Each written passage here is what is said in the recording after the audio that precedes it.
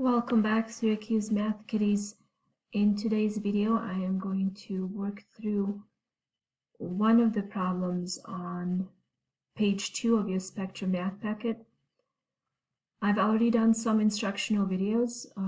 For sure, there is already an instructional video on the first page, the negative exponents. So today we're going to do page 2. On top of the page, it says lesson 3.1. Understanding slope. When you're working through these problems, please, it is very important for you to read through the sample problems. Every page has a sample problem. Read through the sample problem, try to understand it, and then move on to the actual problems that you're supposed to work on. So I'm going to set you up for this problem today, but let's read the sample problem together. Right, and to make sure that we understand it. So it says right here on the top, says the slope of a line on a coordinate grid can be found by determining the rate of change. In this problem, it says Michael keeps track of the number of yards he mows for 5 days. So we have a table here. In this table, we have the number of lawns for each day. So day 1, 1 lawn, day 2, 3 lawns, and so on and so forth. And then we have amount earned, day 1, $20, day 2, $60, day 3, $120, and so on and so forth. It says here, find the slope or rate of change by dividing the rate of change for the dependent variable, the amount earned. All right, so amount earned, this right here is our dependent variable, by the rate of change for the independent variable, or number of lawns. So our independent variable is number of lawns. So in this case, let's see which 2 points they're using. I think blue is fine. Okay, so they're using, the y coordinates 60 and 20. Okay, so 60 and 20. So all right, so this is our y2. Okay, let me erase that. That's kind of ugly. And I'm going to zoom in so it will be easier. Okay, there it goes. All right, so they're using changing money earned. So they went from 60 to 20. So it must be that 60 is our y2 and 20 is our y1. Because remember, slope is m is equal to change in the dependent variable, so y2 minus y1 divided by the change in the independent variable. And we know that independent variable is always on the x-axis, so divided by x2 minus x1. In other words, slope is equal to the second y coordinate minus the first y coordinate divided by second x coordinate minus the first x coordinate. In this case, this is our y2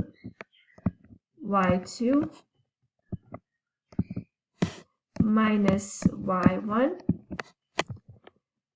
Okay, so 60 minus 20 divided by x2 minus x1.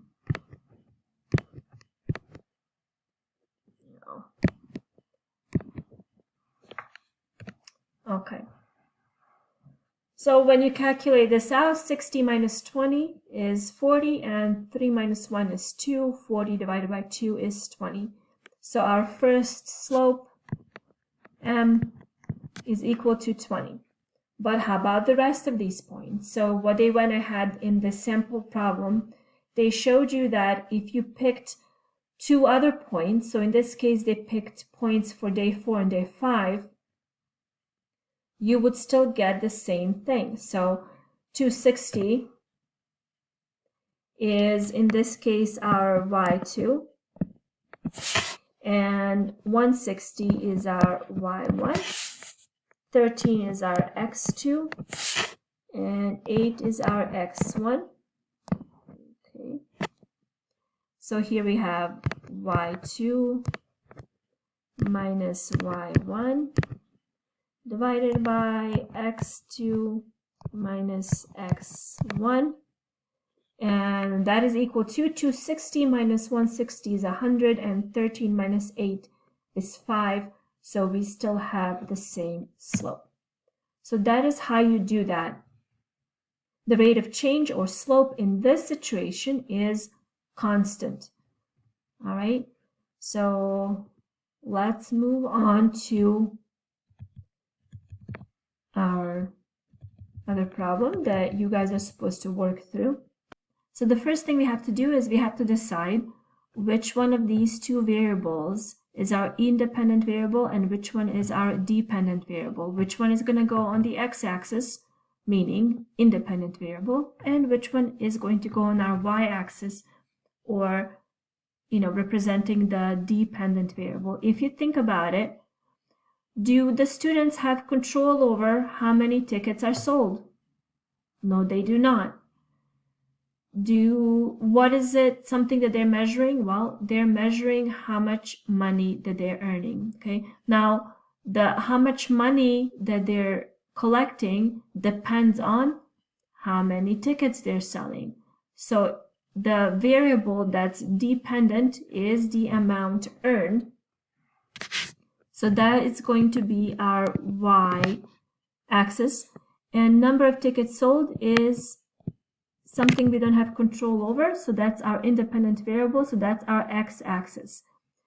We remember that, so m is equal to rise over run with an n, which is equal to rise, that's on our y-axis, so those are our y coordinates, so we're going to go y2 minus y1, which represents the change in our dependent variable divided by the change in our independent variable, so that's change in x values, so x2 minus x1.